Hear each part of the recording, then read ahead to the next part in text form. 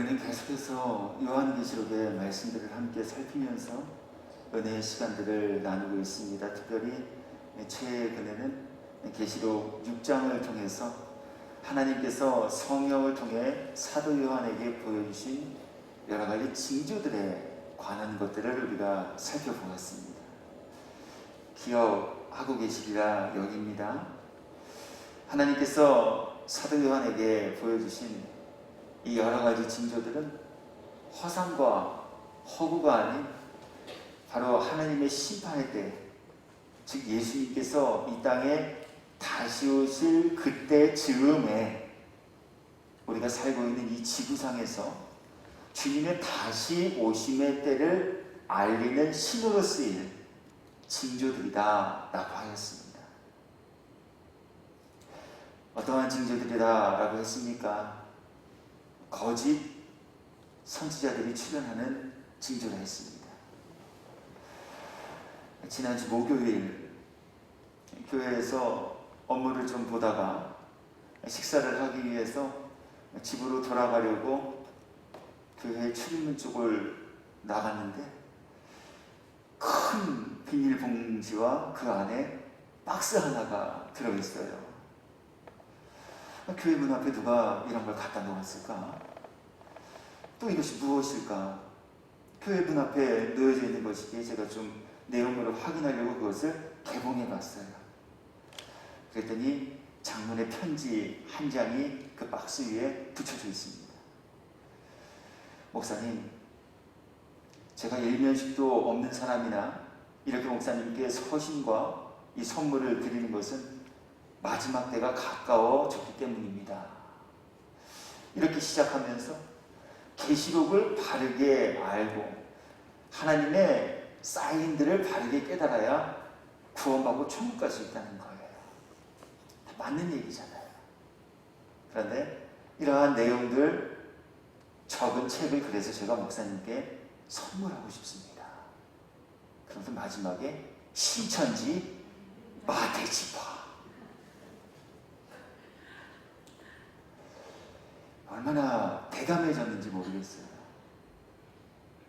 교회 문 앞에, 지금 그 선물이 제 사무실에 고스란히 개봉도 되지 않고 놓여져 있어요. 교회 문 앞에.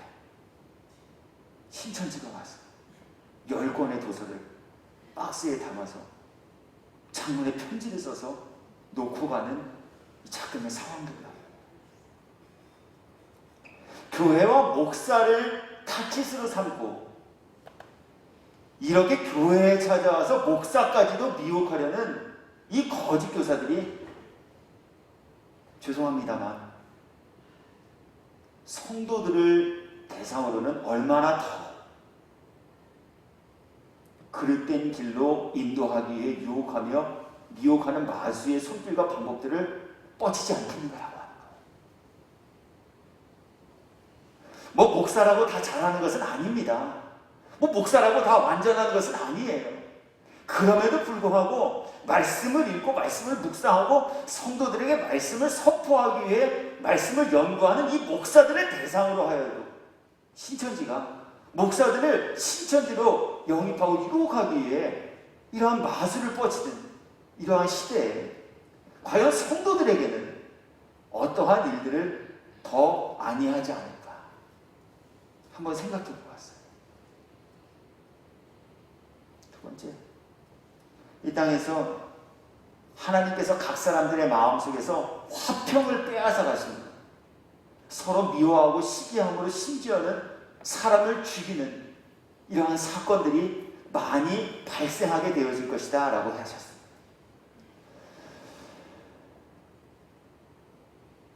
더 부연하지 않아도 우리 주변에서 너무나 쉽게 접할 수 있는 일들이 아닐 수 없어요. 그런데 전 어제 조금 깜짝 놀랄 만한 그러한 이야기를 좀 본의 아니게 엿듣게 됐어요.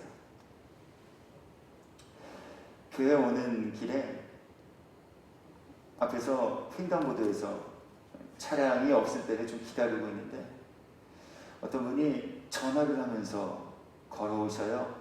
전화통화 소리가 얼마나 컸던지 듣지 않고 싶어도 다 들을 수밖에 없는 목소리로 통화를 하시면서 이렇게 말씀하시죠. 야, 아마 자녀한테 하는 것 같아. 아마 지인에게 하는 것 같아. 야, 갈라서 이혼해. 야, 그런데 그냥 하지 말고 위자료 받아야 되니까 그거 증거 다 수집해야 돼. 어떠한 형편과 이유인지 저 사실 몰라요. 그런데 우리 웬만하면 참고 살아. 더욱이 주님의 사랑 그리고 주님의 말씀으로 성도들에게 권면하시기는 서로 이해하고 용서하며 살아가라라고 주님은 우리들에게 명령하셨잖아요. 이게 주님의 마음이에요. 마음에 쏙 드는 남편이 어디 있어요? 마음에 쏙 드는 아내가 어디 있어요?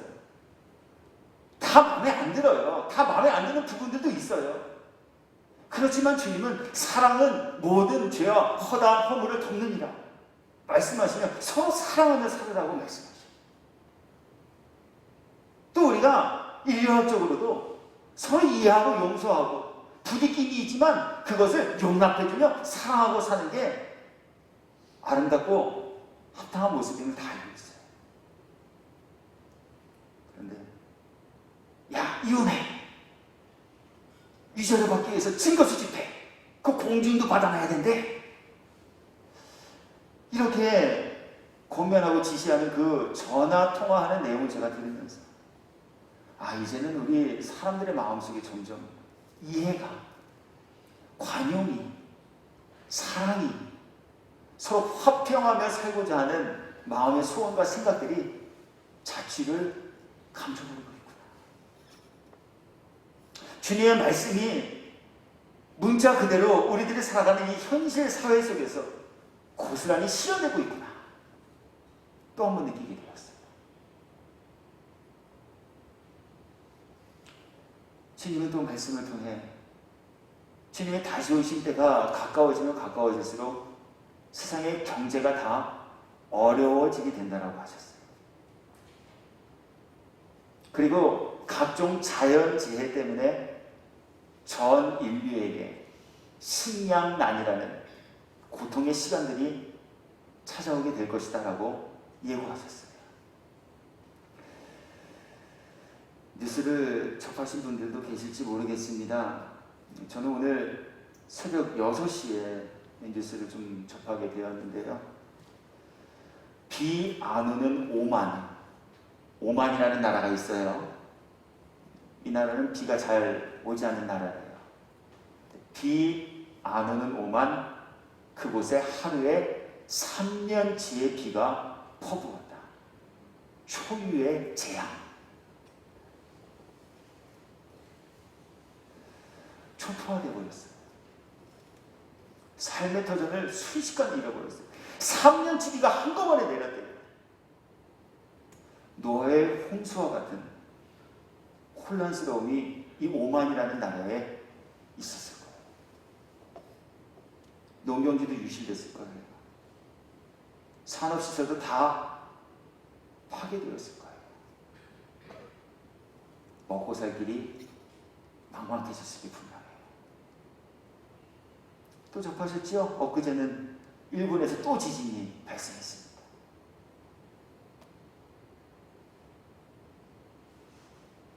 그리고 더 나아가서는 예수님을 믿는 믿음을 가진 이유로 순교자들까지도 발생하게 될 것이라 주님은 예고하셨어요. 일상에서 순교해야 할 일들이 점점 많아지고 있어요. 또 실제적으로 하나님을 예수님을 믿는 믿음 때문에 정말로 목숨을 잃는 사람들이 지금 세계 도처에서 점점 더 많아지고 있어요. 우리가 일일이 다 그것을 보고받지 못해서 그렇죠. 지금도 이슬람 문화권에서, 지금도 공산권 국가에서 신실한 믿음을 지키며 살아가는 이들이 색출되고 적발되어 린치를 당하고 고문을 당하고 심지어 목숨을 잃는 일들이 우리가 살고 있는 이 지구촌 안에서 발생하고 있다는 거예요. 하나님께서 예수님의 재림에 대해 나타날 현상들을 이처럼 말씀을 통해 우리들에게 보여주시고 알려주시는, 그렇다면 이유가 무엇이라고 했습니까? 두렵게 하게 하시기 위해서요? 걱정하게 하시기 위해서요? 아닙니다.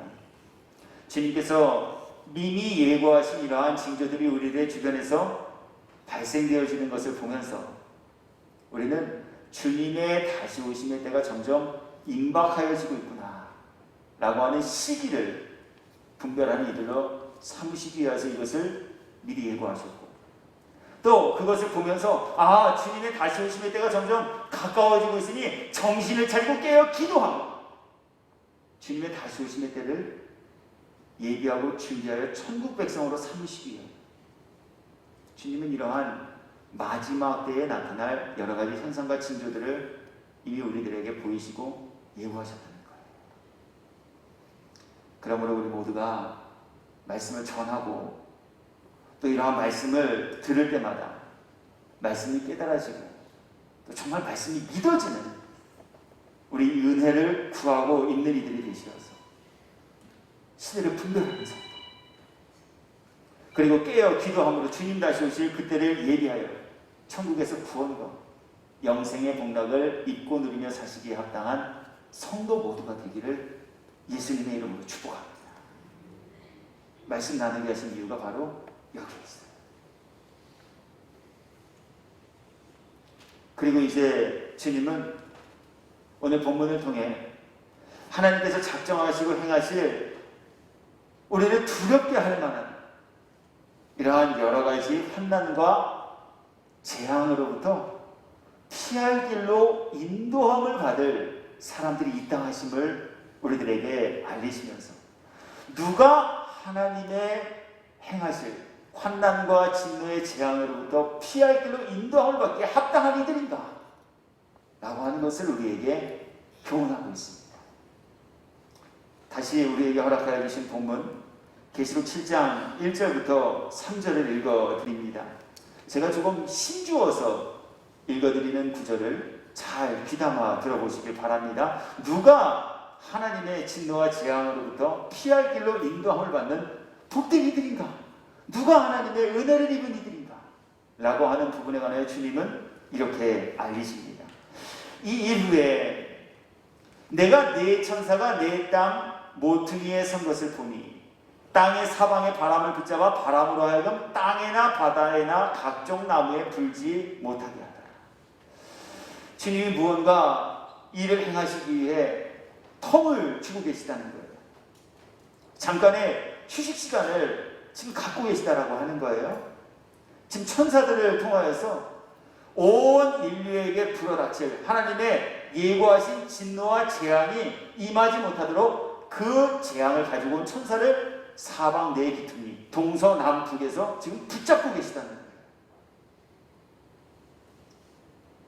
2절의 말씀입니다. 또 봄에 다른 천사가 살아계신 하나님의 인을 가지고 해 돋는 데로부터 올라와서 땅과 바다를 해롭게 할 권세를 받은 네 천사를 향하여 큰 소리로 외칩니다. 우리가 하나님의 종들의 이마에 인치기까지 땅이나 바다나 나무들을 해하지 말라. 땅과 바다와 나무들을 해하기 위해 준비된 천사들이 동서남북에 배치되어 있습니다. 하나님이 주신 권세를 가지고 이제 그들은 바람을 불어 땅과 바다와 나무들에게 큰 해악을 끼치기 위해 서 있어요. 그런데 주님이 그 일을 행할 천사들에게 지금 말씀하고 계시다는 거예요. 잠깐 멈춰라. 하지 말아라. 하시면서 멈추고 하지 말라 하신 이유가 무엇인지에 관하여서 소개하고 있는 것이 바로 하나님의 종들에게 인치시기 전까지 이 땅에 하나님의 진노와 재앙을 바라지 말아라. 이렇게 말씀하고 계시다. 즉 하나님께서 작정하시고 예고하신 이 환난과 재앙을 하나님께서는 하나님의 인침을 받은 이들을 위하여서 잠시 잠깐 보류하고 계시고 하나님의 인침을 받은 이들만이 하나님께서 이제 마땅히 행하실 땅과 바다와 온 인류에게 행할 이 모든 재앙으로부터 피할 길로 인도함을 받기에 합당한 이들이 됨을 우리에게 알고 계시다는 말씀이에요. 저는 오늘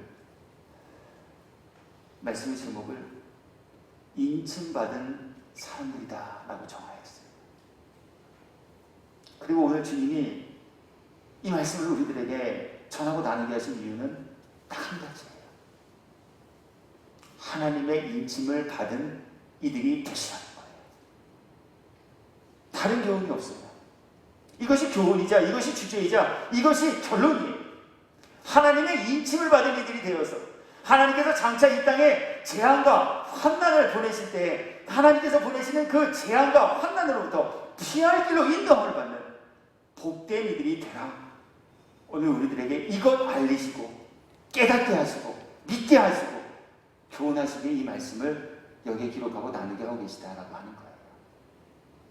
그렇다면 누가 하나님께서 작정하시고 누가 그 어떤 힘과 능력으로도 막을 수 없는 하나님이 행하신 이 환난과 재앙 그리고 온 인류와 온 지면에 불어닥칠 이 큰 위기로부터 피할 길로 인도함을 받기에 합당한 이들일까라고 하는 거예요.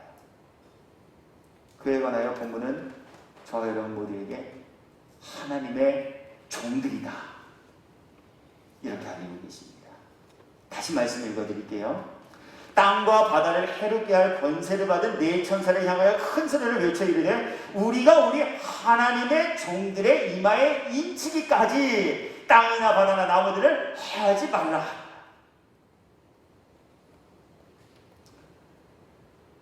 하나님께서 하나님의 인침을 받은 이들을 위하여서 피할 길을 예비하신 분이시라고 하는 거예요.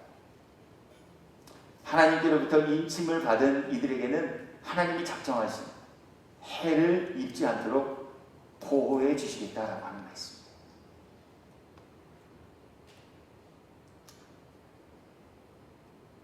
그리고 이에 대해 하나님께서는 그들은 하나님의 종들이다 이렇게 알리고 계십니다. 인침을 받아 환난 때에 피할 길로 인도함을 받고 또 하나님의 보호하심을 입을 그렇다면 하나님의 종들은 과연 누구일까라고 하는 거예요. 그에 관하여서는 이제 예수님께서 한 비유를 통하여서 우리에게 하나님의 은혜를 입기에 합당한 하나님의 종들은 누구인가라고 하는 것을 알려주고 계십니다. 이제 성경은 마태복음 25장으로 가려 해요. 여기에는요 우리 예수님께서 이 땅에 오셔서 하나님의 은혜를 입기에 합당한 하나님의 종들이 누구인가라고 하는 것을 알리시기 위해 전한 비유가 소개되고 있어요. 그 비유는 바로 달란트를 맡김받은 하나님의 일꾼들에 관한 비유입니다. 말씀을 읽어드릴게요. 마태복음 25장 21절입니다. 하나님께서 하나님의 종들을 만나 그들과 결산하실 때에 하나님으로부터 칭찬을 받은 그리고 하나님께로부터 예비된 하나님의 나라를 유업으로 상속받을 그 하나님의 종들이 누구인가라고 하는 부분에 관하여서 예수님은 이렇게 말씀합니다. 그 주인이 이르되 잘하였구나. 칭찬받은 이들이에요. 그러면서 주님께서 그들을 칭찬하신 것, 그 내용이 무엇인가라고 하는 부분을 성경은 이제 이어서 이렇게 증언합니다. 착하고 충성된 종아, 내가 적은 일에 충성하였으며 내가 많은 것을 내게 맡기리니 내 주인의 즐거움에 참여할지어다. 주님은 주님의 은혜를 입으며 살기에 합당한 이들, 예비된 하나님의 나라를 유업으로 상속받기에 합당한 하나님의 종들에 대해 착하고 충성된 이들이다 말씀하고 있어요. 그리고 주님은 이 착하고 충성된 이들에 대하여서 다시 자세하게 우리들에게 소개하여 주시기를 착하고 충성된 이들은 지체하지 않고 바로 가는 이들이다 라고 말씀합니다. 예수님께서 전하신 이 비유 안에는요 하나님의 종들로 부름을 받았으나 하나님의 종들로 부름을 받은 이들 가운데에서도 칭찬을 받은 이들과 책망을 받은 이들로 나눠지게 됩니다. 똑같이 하나님의 종들이에요. 그런데 그 하나님의 종들과 하나님께서 결산하시기 위해 그 종들을 만났을 때에는 그 종들 중에서 칭찬을 받은 이들과 책망을 받은 이들로 나눠지게 되었다라고 하는 거예요. 이렇게 이해하시면 돼요. 똑같은 목사지만 하나님의 심판대 앞에 섰을 때 칭찬받을 목사가 있고 칭찬받지 못하고 책망받을 목사가 있다라는 이야기예요. 똑같은 성도라는 이름을 가졌으나 주님 앞에 설 때에는 주님께로부터 칭찬을 받을 성도들이 있고 책망을 받을 성도들이 있으시다라는 이야기.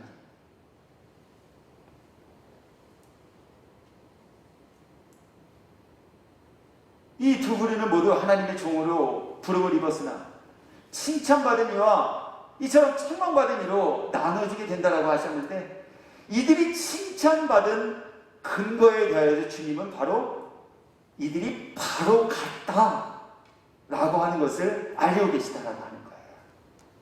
보시기 바래요. 칭찬받은 이들은 5달란트 받은 이들과 2달란트 받은 이들이에요. 이들에 관하여서 주님이 이들을 묘사하고 있는 말씀 속에 이들이 착하고 충성됨으로 주님께로부터 칭찬을 받게 되어진 이유와 근거를 이렇게 알고 계시다는 거예요. 다시 마태복음 25장 14절부터 16절까지의 말씀 읽어드릴게요.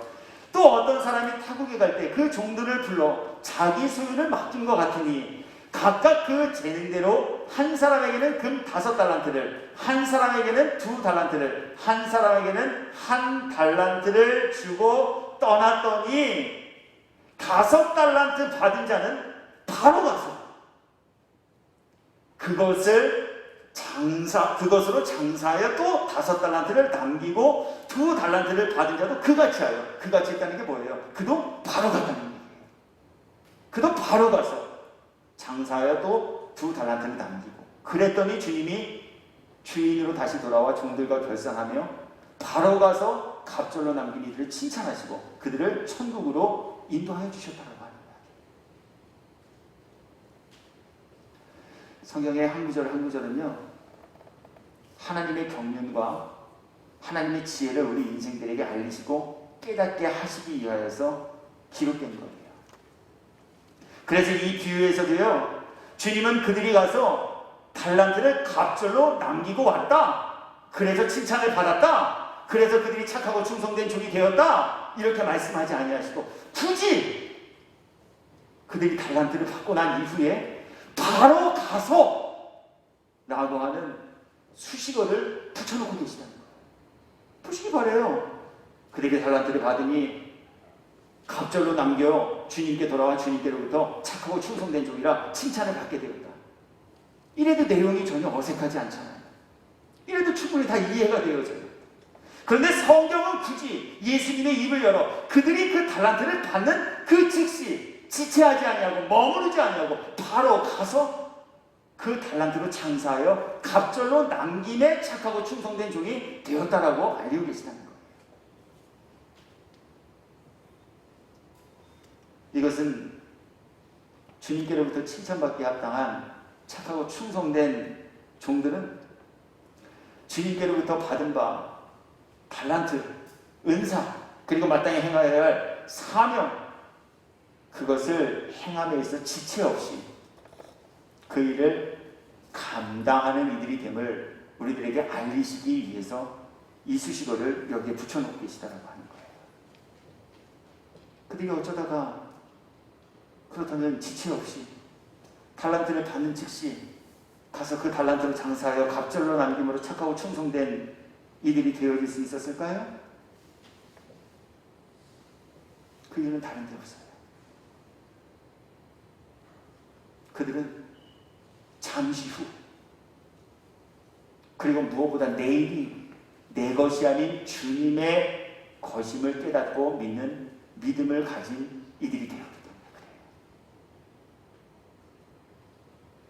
그래요. 우리 사람이 어떠한 목표와 목적을 달성하기 위해 어떠한 일들을 행하려 할 때 주저하고 머뭇거리는 이유가 어디에 있다라고 여러분은 생각하십니까? 많은 이유가 있을 수 있겠지만 제일 분명한 이유는, 제일 많은 비중을 차지하고 있는 이유는 바로 지금 당장이 아니에요. 잠시 후에라도 그 일을 할 수 있을 것이다 라고 하는 기대가 있기 때문입니다. 오늘 하지 않아도, 당장 오늘 못하더라도 내일이 나에게 허락되었으니, 오늘 못한 거 좀 못할 수도 있으니 내일도 할 수 있을 것이라는 기대를 갖고 있기 때문에 사람들은 지금 해야 할 일을 때로는 지금 하지 않고 미루는 경향이 생겨지게 된다는 이야기. 자녀들 양육 키우시면 이 원리 금방 깨닫게 돼요. 자녀를 잘 되게 하기 위해 부모님이 자녀에게 무언가 지시합니다. 얘 발 닦아라, 얘 청소해라, 얘 공부해라, 얘 이빨 닦아라, 얘 손 닦아라, 얘 발 닦아라. 근데 시간이 조금 지체되고 흘러서 자녀들을 이렇게 보았더니 부모가 지시한 것 따르지 않고 있어요. 자녀에게 묻습니다. 야, 내가 하는데 왜 안 해? 부모의 이 체들 앞에 10이면 9은 이렇게 대답합니다. 아, 좀 이따 할 거야. 아, 이제 하려고 그랬어. 아, 좀 이따 할 거야. 하나님 아버지, 명령을 받은 하나님의 자녀된 우리 모두가 명령에 불복종하며 불순종하고 그 명령을 지연하며 지체시키는 이유도 이와 다르잖아요. 안 하겠다는 거 아니라는 거예요. 좀 이따 하겠다는 거예요. 오늘 하지 않아도 내일 하겠다는 거예요. 이번 주는 다 지나갔으니 다음 달에 새로운 마음 가지고 하겠다는 거예요. 2021년도 어영부영 흐지부지 이제 끝자락까지 왔으니 기왕기사 이렇게 된 거 2022년 1월 1일부터 하겠다는 거예요.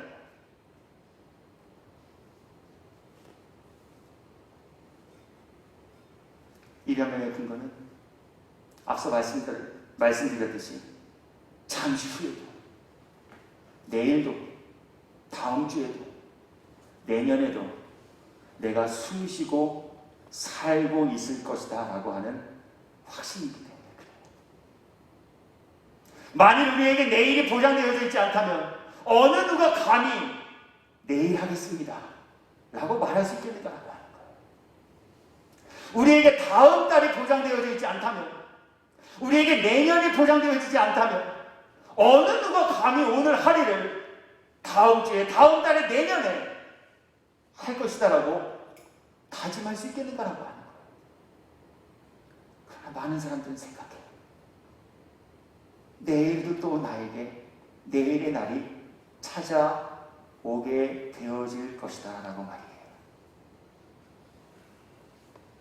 이렇게 흘러온 인생, 특별한 뭐가 없으면 내년도 나는 안전하고 평안하게 새로운 해를 맞이하며 살아갈 수 있을 것이다 라며 사람들은 착각하고 살아요. 이러한 착각을 가지고 살아가는 이들에게 주님은 이렇게 말씀하셔요. 사람의 삶은 그 누구도 원하지 않고 예상치 못한 시간에 멈춰질 수 있다라고 말씀하고 계십니다. 잠시 후가 내 것이 아니라는 거예요. 내일의 주인이 내가 아니라라고 주님은 말씀하고 계셔요.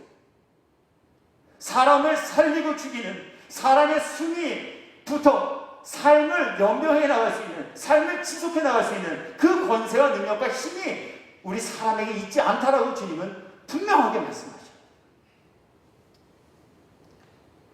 누가복음 12장 20절입니다. 내일을 꿈꾸던 이가 있었어요. 더 나은 미래에 소망과 기대를 가지고 살았던 이가 있었어요. 그러나 하나님은 이를 평가하시기를 단호하게 어리석은 사람이다 라고 부르셔요. 어리석은 이유가 무엇입니까? 다른 데 있지 않아요. 내일이 자기 것이라고 생각하고 있는 이를 주님은 어리석은 자다라고 부르고 계셔요. 공부를 못하지 않았어요. 삶에 지략이 없지 않았어요. 그러나 영혼이 자기의 마음대로 좌지우지 될 수 있을 것이다라는 생각을 가지니 더욱이 내일도 오늘처럼 똑같이 내가 숨을 쉬며 살아갈 수 있을, 내 생명이 도전되고 연장받을 수 있을 것이다라는 이러한 무리한 계획과 생각을 가지고 있는 이를 주님은 어리석은 사람이다 라고 부르고 계시다는 거예요. 그러시면서 그 어리석은 이에게 진리의 교훈을 이렇게 알려주고 계셔요. 하나님은 이르시되 어리석은 자여 오늘 밤 내 영혼을 도로 찾으리니 그러면 내 예비하고 준비한 것이 다 누구의 것이니?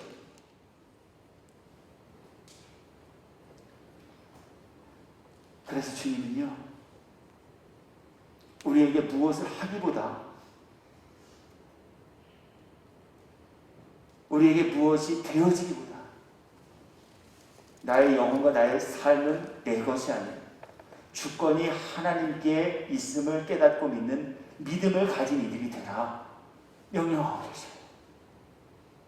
무엇을 많이 하면 무엇합니까? 내 일이 내 것이라고 착각하는 불신앙을 가지고 있다면 그 많이 한 이런 업적들이 주님 앞에서 무슨 소용이 있을 수 있겠는가라고 하는 거예요. 무엇이 되어지면 무엇합니까? 하나님이 내 삶과 내 영혼의 주인이 되어주심을 믿지 못하는 이 불신을 가지고 있다면 우리가 어찌 하나님이 예비하신 그 은혜의 처소에서 구원과 영생의 기쁨을 입고 누리며 사는 이들이 될 수 있겠는가라고 하는 거예요. 그러나 많은 사람들은 생각하고 많은 이들은 이야기해요. 무엇을 많이 하면 기뻐하시겠지. 무엇이 되어지면 하나님께서 영광을 받으시겠지.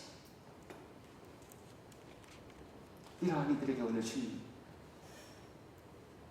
영혼과 삶의 주인이 내가 아닌 하나님이심을 믿는 믿음을 가져 그러므로 주어진 오늘의 최선과 열심을 다하고 지체하지 말고 미뤄두지 말고 지금 이 순간이 나에게 허락되어진 하나님께서 주신 마지막 기회인 것처럼 맡겨주신 사명에 최선과 열심을 다하여 갑절로 남겨 주님 앞에 착하고 충성된 종으로 칭찬과 인정을 받는 이들이 되라 말씀하고 계십니다. 성도 여러분, 우리 사람의 경험으로도 사람이 경험상 깨달은 그 이치를 통해서도 우리 사람은 한치 앞도 모르는 존재다라고 말하잖아요. 한치가 뭡니까? 1초예요, 1초. 한순간. 그 앞에 있을 일도 우리는 모르고 살아가는 존재들이다라고 스스로 자백하고 있잖아요. 그러므로 우리 모두가 다시 한번 내일은 내 것이 아님을 깨닫고 믿는 믿음 가지시고 주님 다음 주에 할게요. 주님 다음 달부터 할게요. 주님 2022년 1월 1일부터는 정말 그렇게 할게요. 우리 이러한 아니란 마음, 어리석은 생각 말씀 앞에 다 깨트리고 내려놓으시고 오늘 지금 이 순간 지금 이 시간 이후부터 주님이 우리 모두에게 맡겨주신 달란트 갑절로 남김에 주님 앞에서는 그때 결산의 때에 칭찬받는 때 주님이 마지막 인침받은 이들을 구분하시고 속아내시기 위해 환난과 재앙을 보낼 때 그 환난과 재앙으로부터 피할 길로 인정을 받는 그래서 종국에는 영혼이 구원에 이르는 그리고 천국에서 구원의 기쁨과 영생의 복락을 잊고 누리며 지내시기 합당한 장수에 속한 사랑하는 모든 지체인 저와 여러분 모두 되시기를 예수님의 이름으로 축복합니다. 두 번째, 착하고 충성된 이들 그들에 관하여 주님은 적은 일에 충성한 사람들이다 라고 말씀합니다. 다시 주님께로부터 칭찬을 받았던 착하고 충성된 이들에게 주시는 말씀을 제가 읽어드리겠습니다. 마태복음 25장 21절입니다. 그 주인이 이르되 잘하였도다 착하고 충성된 종아. 이렇게 칭찬하시면서 그들의 칭찬하시는 이유가 어디에 있는지를 이렇게 말씀합니다. 네가 적은 일에 충성하였음에 내가 많은 것을 내게 맡기리. 내 주인의 즐거움에 참여할지어다. 적은 일에 충성한 이들이 주님께로부터 칭찬받기에 합당한 이들이다 말씀합니다. 여기에서 적은 일이란 원어의 단어를 살펴보니 지극히 하찮은 일이라는 의미를 가진 단어로 기록된 것을 볼 수 있어요. 그냥 하찮은 일이 아니에요. 지극히 하찮은 일. 보잘것없는 일. 그런데 보잘것없고 하찮은 이 일이라고 여겨지는 것에 최선을 다한 이들은 주님은 칭찬하시고 그들을 천국의 잔치로 인도하여 주시겠다 말씀하고 있어요. 사람은 화려하고 큰일 앞에는 누구나 최선의 열심을 다하여 임하고 그 일을 이뤄내기 위해 수고합니다. 그러나 상대적으로 하찮은 일은 소홀히 하며 살아가는 때가 대부분임을 우리는 우리의 경험을 통하여서도 알 수 있어요. 대중 앞에서 무엇을 하거나 누가 보기에도 큰 일, 그 일은 계획하는 일에도 열심을 다합니다. 차질이 없이 그 일이 진행될 수 있도록 몇 번의 리허설도 합니다. 열정을 다합니다. 열심을 다합니다.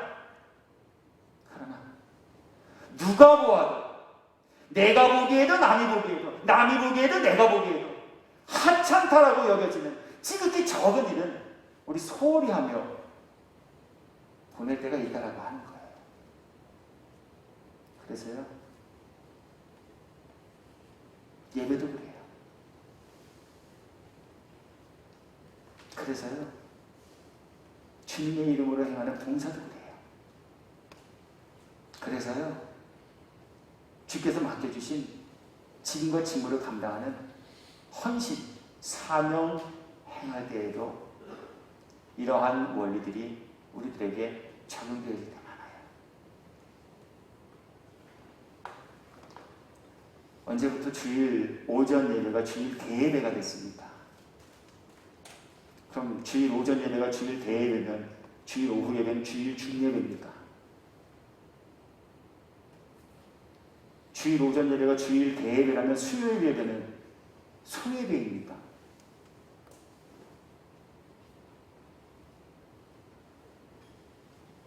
우리가 은연중 얼마나 크고 사람들에게 보여지는 일들에 집중하며 살아가고 있는지를 나타내 보여주는 징표들이 여기에 있어요.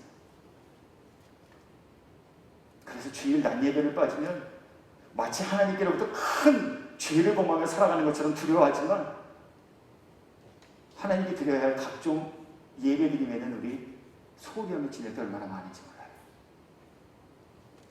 더욱이 주님은 예배 시간만이 아닌 우리의 삶의 모든 순간순간들이 하나님께 영광을 올려드려야 할 예배의 자리가 되어야 한다라고 알려주셨음에도 불구하고 사람들이 모이는, 사람들 앞에 서야 하는 그 시간, 그때에만 사람들에게 보이기에 예배에 집중하고 열심히 하며 지낼 때가 얼마나 많은지 알 수 없어요. 큰일 앞엔 열심히 해요. 적은 일엔 소홀히. 그래서 주님은 이 비유를 통해 누가 보아도 하찮게 여길 만한 일, 그러나 주님이 맡겨주신 일이기에 그것을 하찮게 여기지 않고 충성되이 임하고 감당하여 갑절로 남긴 이들을 오늘 칭찬하시며 그들을 천국잔치로 인도하시겠다 약속하고 계십니다. 누가 이 일을 감당할 수 있을까요? 설교했기 때문에 설교자가요? 설교를 들었기 때문에 회중된 여러분들이요? 그렇지 않아요. 지극히 적은 일이라 할지라도 하찮게 여기지 아니하고 그거 주님이 주신 것으로 믿는 믿음 가지고 갑절로 남김으로 주님께 칭찬받는 일 감당하는 이들은요, 내가 보기엔 적어도 이것이 하나님께서 맡겨주신 사명임을 깨달아한 이들, 그리고 그것을 믿은 이들이 이 일을 감당할 수 있게 되어져요. 사람 보면 실망해요. 너무 잘 아시잖아요. 사람은요, 9번 잘해주다가 한 번 마음 상하게 하면 뒤돌아서 비난하고 칼 꽂고 헐뜯으며 원수 맺고 사는 존재예요. 사람은요, 잘한다 칭찬하다가도요, 한 가지 못하면 그 한 가지 때문에 비난하고 끌어내리기를 즐겨하는 존재예요. 우리 주님은 그렇지 않으세요. 적은 일이라도 그 적다 여기지 아니하고 주님이 맡겨주신 직무이기에 거기에 최선과 열심을 다하며 살아갑니다. 그리고 최선과 열심을 다하며 살아가기 위해 날마다 주님의 은혜를 구하고 입으며 지냅니다. 주님이들 착하고 충성된 종이라 칭찬하시며 천국잔치에 인도하여 주시겠다 약속하고 계시다는 거예요.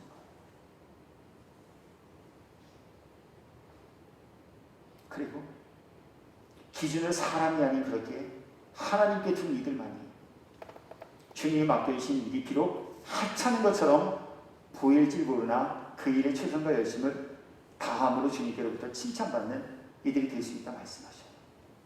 하나님의 기준은 우리의 기준과 달라요. 우리는 겉모습의 화려함에 마음을 뺏겨요. 우리는 크고 적음을 기준하여 다다익선,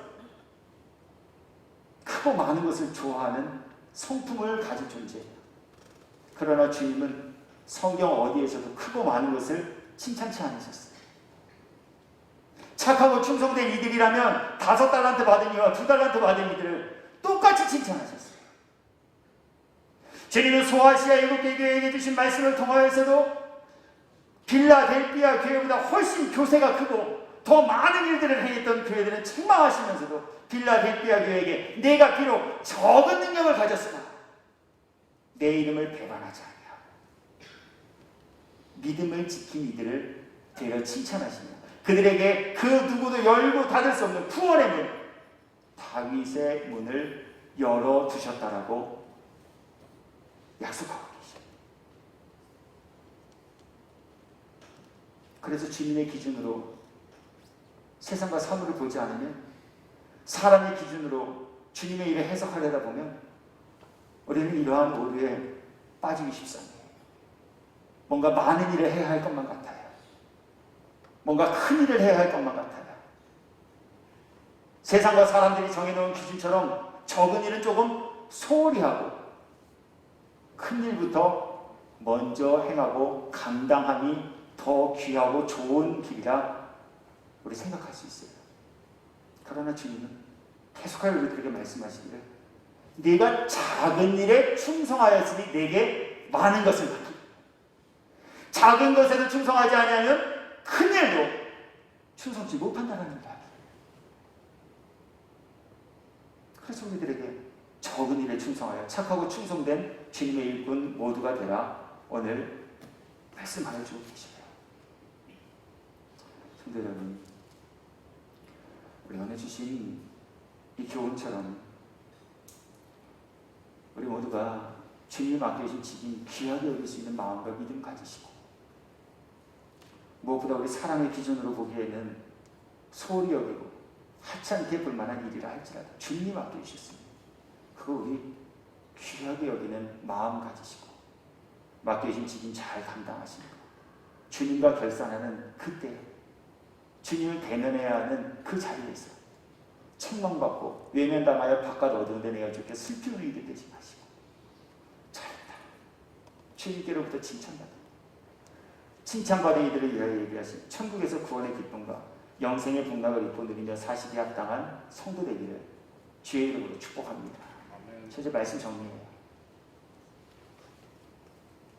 하나님의 인침을 받지 못하면 하나님께서 장차 이 땅에 내리실 그 재앙으로부터 어느 누구도 피할 길로 인도함 받을 수 없어요.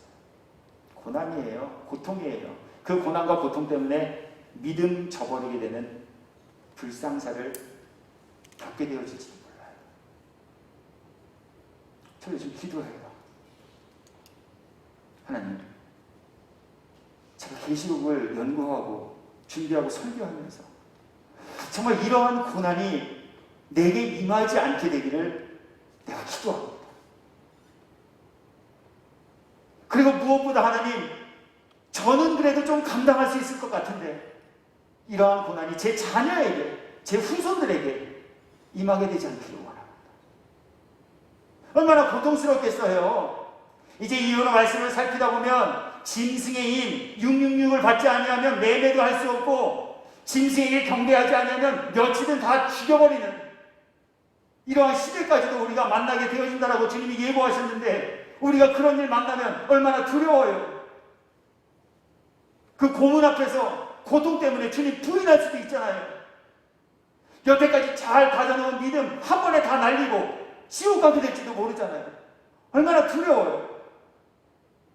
제일 좋은 길은 그러한 고통을 내가 만나지 않는 거예요. 시험과 유혹을 만나서 이길 힘을 우리들에게 제공해 주시는 것도 귀하지만, 시험과 유혹에 빠지지 않도록 그 길을 아예 만나지 아니하는 것도 큰 은혜와 복이라는 거예요.